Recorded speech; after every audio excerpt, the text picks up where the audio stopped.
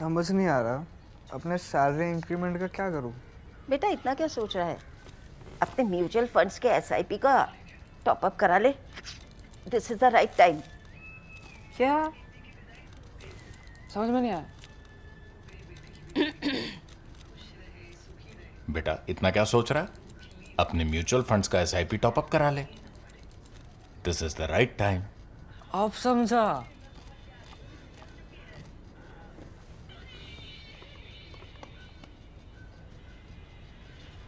Mutual fund investments are subject to market risks.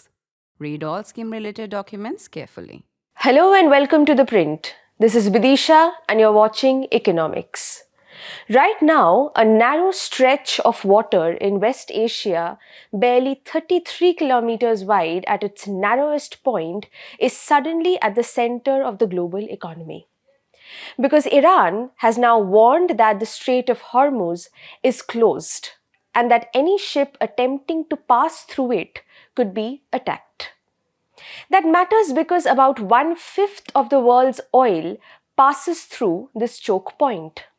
So naturally, the question everyone is asking right now is this: are we heading towards another 1973 style oil shock? You'll hear this comparison everywhere right now, in markets, in policy circles, and across news coverage. But before we answer that question, it's important to understand what exactly happened in 1973. Because that crisis fundamentally reshaped the global economy. The 1973 oil crisis began after the Yom Kippur War when Egypt and Syria attacked Israel.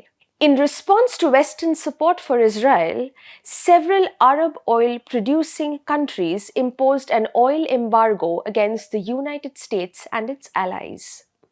That meant they deliberately stopped exporting oil to those countries. This was not a temporary disruption, it was a coordinated political decision to restrict supply. And because oil production at the time was heavily concentrated in the Middle East, global supply suddenly shrank. The impact was dramatic. Oil prices quadrupled within months. Energy shortages spread across Western economies. Fuel queues appeared at petrol stations, and most importantly, this triggered a wave of global inflation that lasted through much of the 1970s. Economists often describe the 1973 oil shock as a structural shift in the global economy. And rightly so, because it permanently changed how countries thought about energy security, how they thought about inflation and economic policy. So when people today ask whether we are heading towards another 1973 moment, what they're really asking is this: will the oil supply be deliberately and persistently removed from global markets again? That question brings us to the current crisis. Iran has now warned that the Strait of Hormuz is closed and that ships attempting to pass could face attacks. This waterway is one of the most important energy routes in the world. Roughly 20% of the global oil consumption moves through it every single day. Oil tankers from Saudi Arabia, Iraq, Kuwait, the UAE, and Iran all pass through this narrow channel before reaching global markets. So if shipping through the strait were genuinely blocked for a prolonged period, millions of barrels of oil could disappear from global supply. And that is precisely the scenario that could push oil prices sharply higher. But there is an important difference between risk and reality. Because historically, oil markets often react dramatically to geopolitical tensions even before supply is actually disrupted. Over the past 4 decades, we've seen this pattern repeatedly. Oil prices spike when conflicts erupt. This happened during the Gulf War in the 1990s, it happened during the Iraq invasion in 2003, and it happened again after Russia invaded Ukraine in 2022. But in many cases, these spikes did not last very long. Why? Because oil markets tend to price fear first. The moment geopolitical risk appears, traders immediately assume the worst. Shipping disruptions, supply shortages, regional escalation. But if those worst case scenarios don't actually materialize, prices usually settle down again. Which is why the key question right now is not whether oil prices will spike. They already have. The real question is how long supply disruptions might last.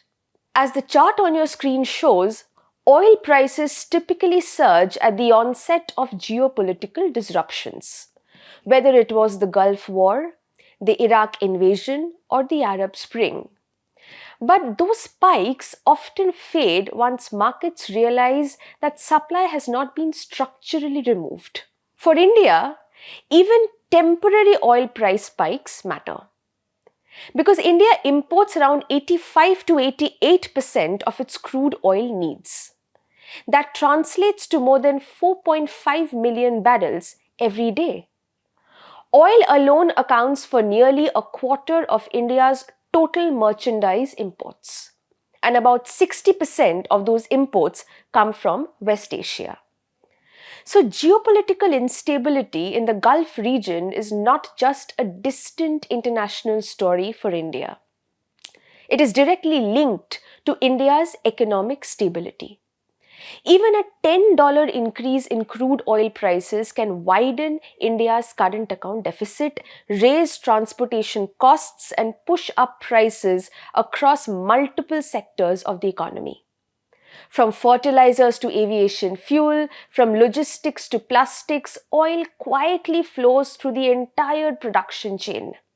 Which means its impact is often much larger than what shows up in the inflation data.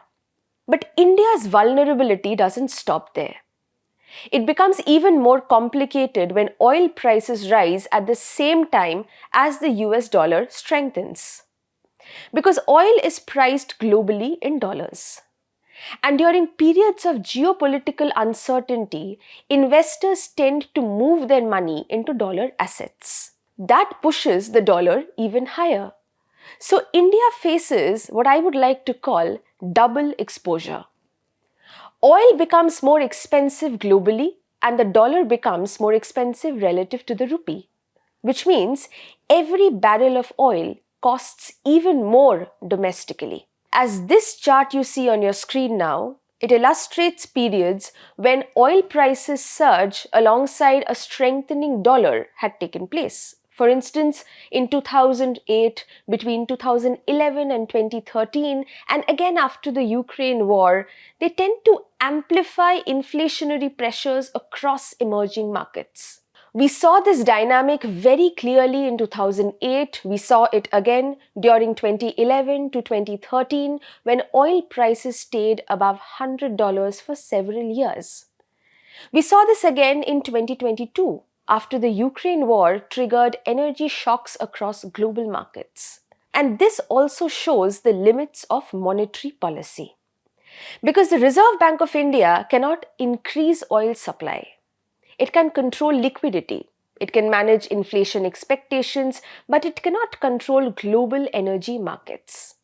So yes, tensions in West Asia are escalating. And Iran's warning about the Strait of Hormuz has understandably alarmed global markets. But a true 1973-style oil shock requires something very specific. A sustained, deliberate removal of oil supply from global markets. That threshold has not yet been crossed. Still, for countries like India, even temporary spikes do matter. Because when oil prices rise and the dollar strengthens, the economic effects are immediate. Which is why every escalation in the Gulf is not just a geopolitical story. It's also an economic one. And that's exactly why the Strait of Hormuz, a narrow stretch of water most people have never seen, suddenly matters to households, businesses, and policymakers all over the world. Thank you for watching.